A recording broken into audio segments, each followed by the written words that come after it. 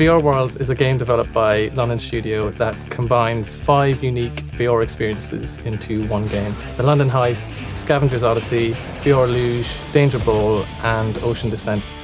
Joanna Orland, our supervising sound designer, worked really closely with the development team to talk about and define an overall aesthetic for the audio experience in the game. The main challenge for us in working with VR as a medium was that we were in uncharted territory. There was no how-to manual for audio, so we really had to start from scratch. One of the stumbling blocks that we came across was we needed to implement a sort of a 3D audio system, and that's a sort of a very different way of processing and delivering sound. Normally you would use a traditional sort of 5.1 or 7.1 speaker-based setup, but now we needed to do that just via the medium of headphones, which just has 2 channels. But the fact that the VR headset gave us head tracking capabilities was a massive advantage. It actually allowed us to implement a stronger sense of 3D audio and immersion to the player through a custom audio system, which allowed us to spatialize sound coming from any point in space from around the listener and also react to how the user has orientated their head. We did a lot of experimentation to how music should work in VR. Should the speakers be placed in the environment, so as you move your head, they stay in the same place? Or should they kind of be stuck to your head as if you're wearing headphones in that environment? And as you move around, the music would follow you. In most of the game, we use quad music, so music that's positioned in quad, so you've got 2 speakers in front of you and 2 speakers behind you. And then we use a degree of spread, which basically sends a small amount of those speaker signals to neighbouring speakers around it. And what this does is it gives a broad positionality to the speakers, and it gives a little bit of movement, so as you move your head, you get this kind of musical parallax, which kind of embeds the music into the environment and makes it feel a lot more as if it's part of the world. One of the really important things about VR is how you ground the player in that space. And so one of the things that we did for Ocean Descent is that we added some avatar movement sounds to the player. Every time the player moves their head around in that space, they hear the sound of them moving their head through water. That really goes a long way to helping the player feel like they're really grounded in that space. With the focus system, what we're doing is kind of emulating this effect called the cocktail party effect. If you focus on the turtle for a few seconds, suddenly his sounds will come to the forefront of the mix. The background sounds, the ambience, everything will be suppressed very subtly. Once you lose focus, you look away from him, the mix kind of adjusts itself back to normal again. Another cool thing about Ocean Descent is, specifically in the Jellyfish Cave, we have the ambient music kind of being played back in 2D. And then as you start to look around, these jellyfish start to appear. And if you look at these jellyfish, they'll light up and emit a tone. And that tone will be in the same key as the 2D music, but it'll be positional in space. So as you start looking around and more of these jellyfish light up, it starts to create this soundscape that evolves around you in 360 degrees. In the London Heist title sequence, we're transitioning from abstract title music, which is setting the scene, into this piece of music that's actually being played in the real world. And that's one of the really nice things that we can do in binaural, because we can actually move music in that space. So you can really feel the music that's kind of sitting around you, and then it's kind of disappearing downstairs into this space. The player now has more control and it's able to interact a lot more with the environment. The way they interact with objects is different from a traditional game where you might have fixed animations for grabbing an object or throwing it, but in this one you can kind of do it at your own speed.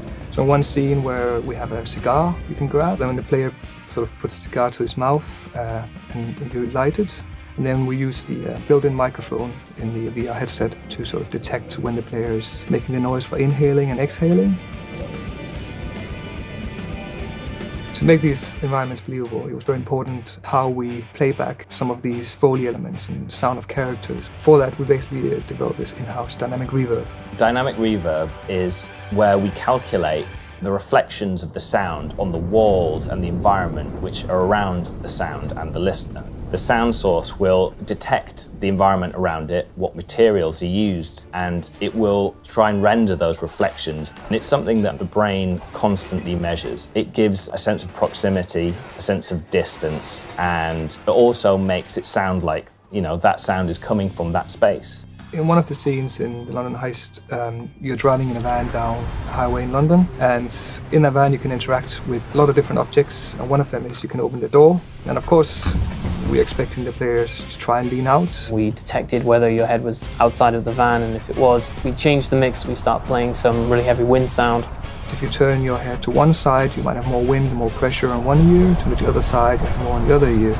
In action-heavy cues, we would often send the music straight to your ears to move it out of the way of the soundscape. So in the London Heist, for example, as you're zooming down the road and these gangsters start coming up on either side of you in their motorbikes, the music goes to 2D and kind of scores the tension and action of the scene, but gets out of the way as these motorbikes zoom around you and allows them to stay positional in the world.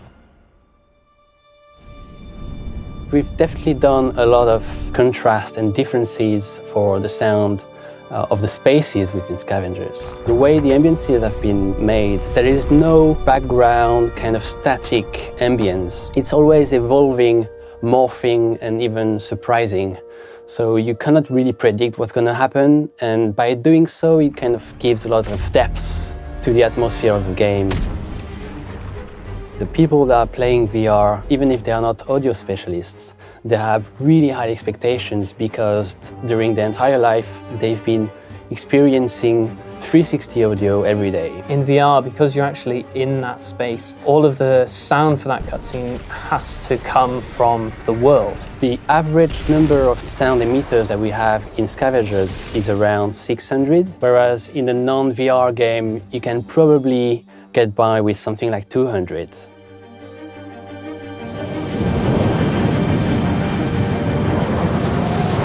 The hub is the glue between everything. It holds everything together. It's the menu system of the game. It's sort of in an interesting space. It's a recognizable environment, and then it has this magical or abstract orb in front of you. Because the hub is the first thing that players are going to experience in VR worlds, we knew we really wanted to make that space feel very detailed and very tactile. It's really important for us to make sure that everything the player does has some reaction with the audio as well.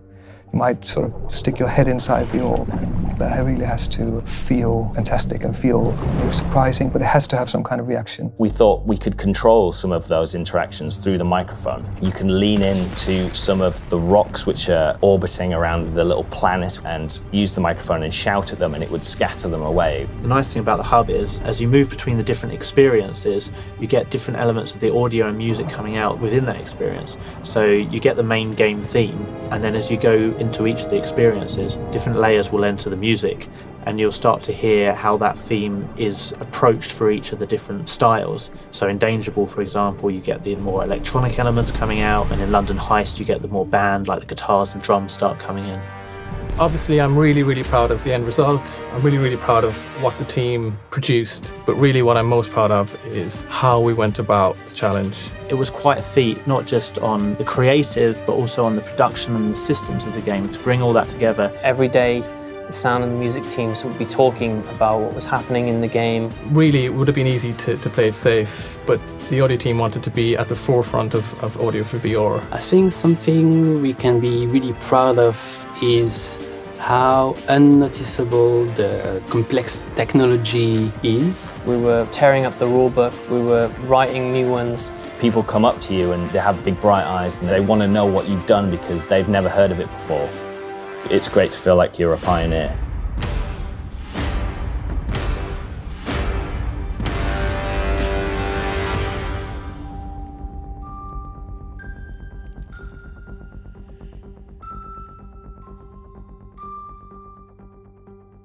For the players.